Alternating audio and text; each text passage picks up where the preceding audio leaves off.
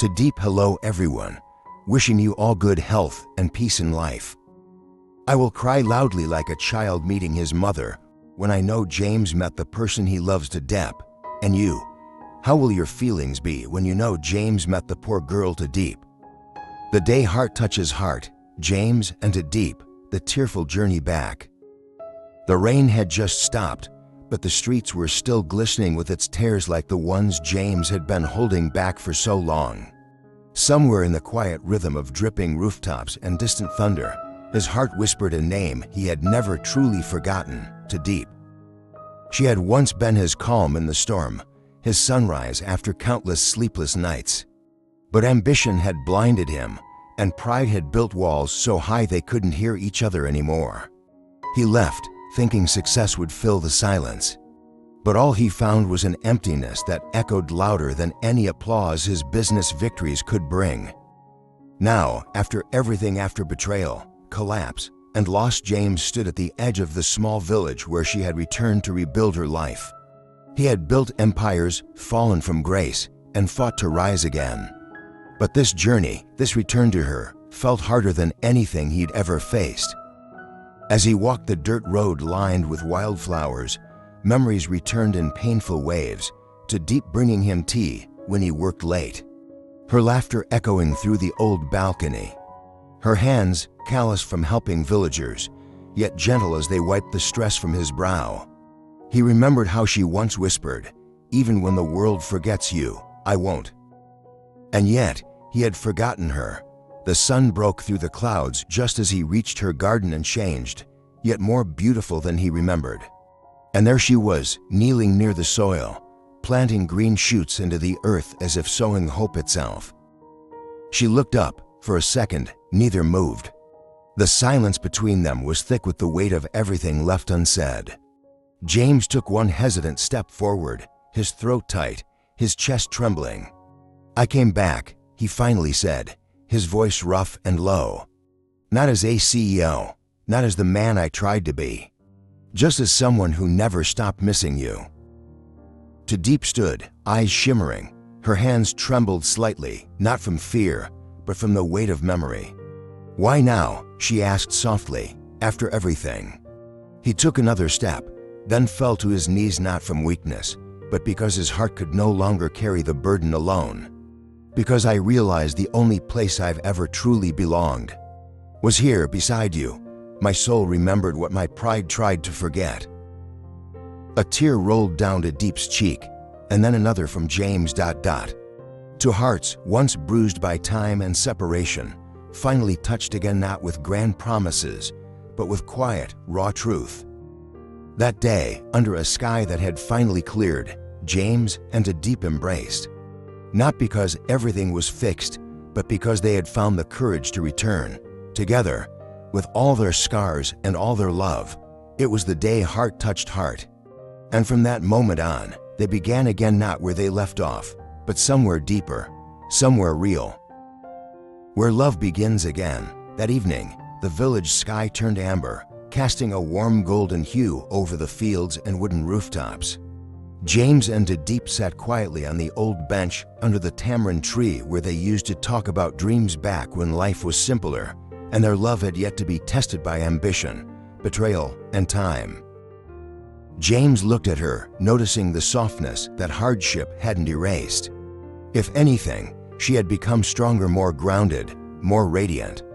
The way she tucked a loose strand of hair behind her ear, the way she listened with her whole heart, it hadn't changed, but he had. "I don't expect forgiveness," James finally said, breaking the silence, his voice cracking with emotion. "I came back because I couldn't breathe without telling you the truth. Every success felt hollow without you. Every night was darker. I kept pretending I was fine, but I wasn't. I wasn't me without you." Tu Diep turned to him, eyes glistening again, but this time not just from pain. "James, I waited for you, not in bitterness, but in silence. Because I knew if you ever found your way back, you'd come not with flowers or promises, but with truth." He swallowed hard. "I've lost everything, my company, my name. I even faked illness to trap the man who betrayed us all. And when the dust settled, all I wanted was to come here, to see if your heart still had a place for mine." She took his hand gently. It always did. But I needed to become whole on my own. I needed to learn to smile again without waiting for someone to return. I didn't know if we'd ever find each other again. But I prayed that if we did, we'd both be ready. And now I think we are. Their hands held tightly like anchors to a storm-worn shore. That night, James stayed in the village. He helped her cook, washed vegetables by the well, and burned his fingers trying to light the old wood stove. They truly laughed for the first time in years. There were no designer suits, no luxury cars, no headlines. Just a people tired of pretending, finding joy in the ordinary. Later, they sat beneath the stars. James looked up, then at her. "What happens now?" Tu Diep leaned her head on his shoulder. "Now, we build again, not companies. Not empires, just love, real love." James nodded, holding her close. "For the first time in years, I feel like I'm home." The stars didn't need to shine any brighter. They already had all the light they needed right there in each other. A new dawn for two. Morning light spilled gently through the bamboo curtains of Tu Diep's home. The soft sound of chickens clucking and the distant laughter of children reminded James that life here was slower, more real. He stretched, blinking at the unfamiliar simplicity surrounding him. No buzzing phones, no boardroom schedules, just the quiet hum of a new beginning. Tu Diep was already awake, sweeping the front yard with calm, rhythmic motions. James watched her through the wooden doorway, a small smile creeping onto his face. He had chased success across continents, built towers from nothing, and yet he'd never felt as rich as he did in that moment. He stepped outside. "Let me help," he said, taking the broom from her hands. Tu Diep chuckled, "The CEO sweeping the yard? That's a sight I never thought I'd see." He grinned. "That CEO is gone. I just want to be the man you believe in." They worked side by side, sweeping, watering plants, and feeding the chickens. Every small task became sacred acts of quiet connection. Later, they walked through the village market together. Some villagers stared, recognizing James from television or past rumors. But Tu Diep held his hand firmly. Let them wonder, she thought. What mattered was that they were walking together. As the days passed, James began to see the world through her eyes, the joy in harvesting eggplants with sun-warmed hands, the laughter shared over a simple meal of rice and vegetables, the beauty of hard work that nourished others.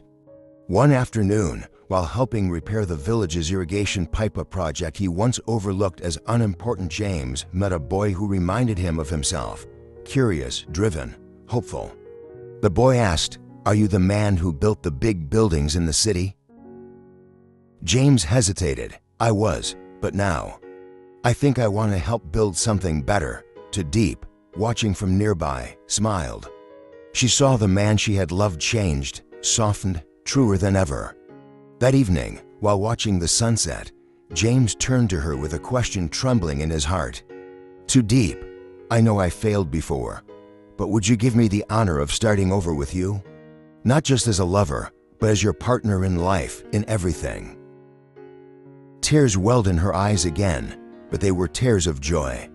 "Yes, James, this time, no matter what comes, we face it together." Their foreheads touched, breath mingling with the breeze. In that instant, the past lost its hold. There was no shame, no regret, only the promise of a life built on truth, simplicity, and enduring love. A few weeks had passed since James decided to stay in the village. He didn't return to the city, nor to the world of suits and spotlights. Instead, he rolled up his sleeves and began walking with Tu Diep through the rice paddies, under the summer sun, discussing not dreams of skyscrapers but dreams of change. The village, like many others in the region, had suffered from water shortages ever since the failed hydroelectric project, the one James' former company had started, but abandoned due to John's sabotage. Guilt still gnawed at him, but now he had a chance to make things right. "We don't need to build something grand, Tu Diep said one evening as they sat beneath a lantern-lit sky.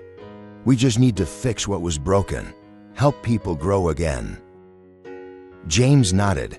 "Then we start with water. If the fields thrive, so will the people."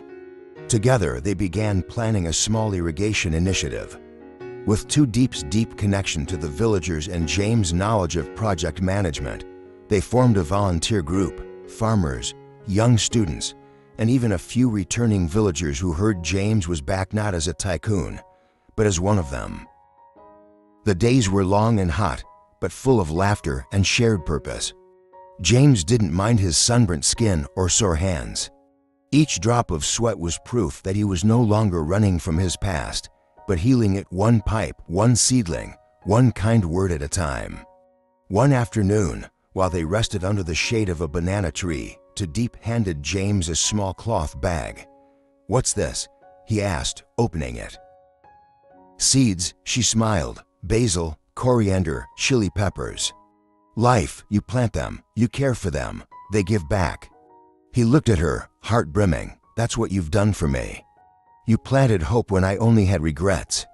She reached for his hand, "And you nurtured it." As the irrigation system slowly came together, so did the spirit of the village. Crops began to thrive again. Children ran barefoot along muddy paths, chasing kites. And every Sunday evening, James and Tu Diep taught a small group of youth about sustainable farming and entrepreneurship, blending heart and vision. One night, as a gentle rain fell outside, James looked out the window of Tu Diep's home, their home now, and whispered, "I used to think power was in control, in numbers and deals. But it's here, in the quiet, in the courage to start over, in loving someone enough to become better." Tu Diep rested her head against his shoulder. "That's the journey. Tearful, messy, but real, and worth every step." Sometimes life brings us to our knees not to break us, but to help us remember what truly matters. James once had everything: wealth, power, and fame. But when he lost it all, he discovered something far more valuable: the love of a woman who saw his heart, not his status, and the quiet strength found in community, forgiveness, and redemption. The journey back was not easy. It was filled with pain, regret, and difficult choices. But through it all, James learned that success is not measured by what you build outside, but by what you rebuild within. He chose humility over pride, truth over illusion, and love over ego. Tu Diep taught him that healing doesn't happen through escape, but by staying, facing the consequences, and choosing to do good even in small ways. A kind word, a helping hand, a seed planted with care, these are the true foundations of a meaningful life. The lesson is this: no matter how far we fall, we can always return. Not to the same place, not to the same life, but to a truer version of ourselves. When heart touches heart, even the most broken stories can grow into something beautiful. The reunion of James and Tu Diep was more than just two lovers finding their way back to each other. It was the moment two broken souls chose healing over hurt, courage over fear. James realized that true love does not demand perfection. It asks for honesty, presence, and the willingness to grow. Tu Diep, with all the quiet strength of someone who had loved and lost, forgave not because it was easy, but because she believed in the goodness still left in James's heart. In that tearful embrace under the soft rain, James understood that forgiveness is not forgetting, it's remembering with compassion. The past may leave scars, but those scars can become maps guiding us toward better versions of ourselves. He also learned that people are not defined by their worst mistakes, but by what they do after them. Rising again kindly, bravely, humbly is the most human thing we can do. And so, the lesson deepens. Even when life seems shattered, love pure, patient love has the power to gather the pieces and create something even more beautiful than before. All it takes is one choice: to return with heart open,